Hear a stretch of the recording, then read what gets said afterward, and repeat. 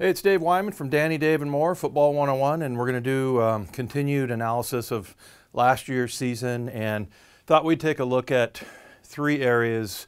Well, one coach, Mike Solari, the run game, and just the offensive line in general. And really, I think that the thing you have to concentrate on is what an amazing job Mike Solari and the running backs and everybody did in making this go from, in 2017, the number 23 ranked running game, only 102 yards per game, to go to 160 yards per game. That's number one. And if you look at the two teams in the Super Bowl right now, they're both in the top 10 in running the ball.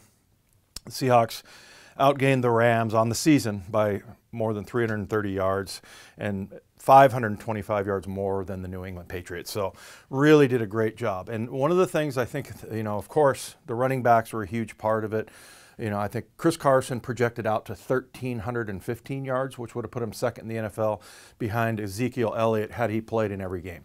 He missed 2 games and still was able to get 1,151, I think it was. So, he did a great job. You had 3 guys that went over 100 yards in Penny, Mike Davis, and Chris Carson. Russell Wilson almost went over 100 at the Los Angeles Rams in that game where they ran for 273 yards. I think he ran for 92.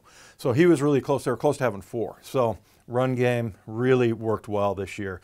So looking at the last 8. So 273 against the Rams, I mentioned, and you just go down the list, and there's an average in these last 8 games of 183 yards per game, which is really impressive, but that's even with the Carolina 75-yard performance because they really sold out to stop the run, and so Russell picked them apart down the field. So really an amazing job. Now, how much of it is on Mike Solari?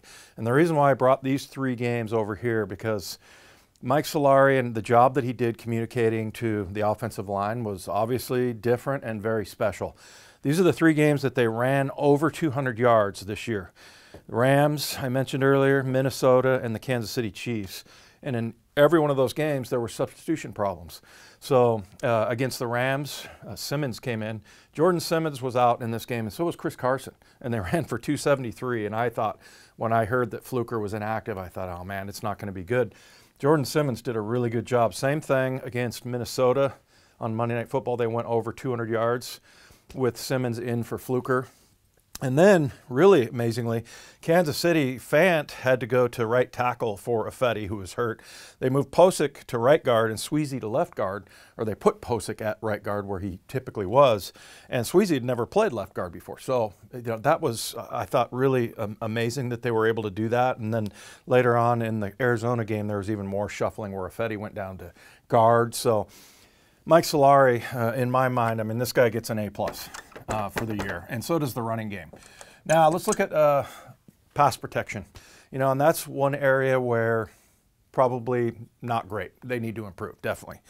So Russell was sacked 51 times, and that was number 25 in the NFL. So definitely need to do some work there. Now, you could say, was it on Russell Wilson? Well, Russell was pretty efficient. We know that he threw it the least amount of times the Seahawks offense passed the ball this year, 27, and he was still able to have 35 touchdowns, 7 interceptions, and a QBR rating of 111, and those are all just like his jersey number 3. He was number 3 in the league. So I'm not going to put any of this on Russell. This is on offensive line. They got to get better at that. So I don't know what you guys think. Maybe this is a little soft. I would say, C-. It wasn't a total disaster because Russell was able to put up those numbers. A lot of that because of him, but that's something that needs to get better. And if Solari continues to coach the way he has with these guys, I mean, I think this can be fixed.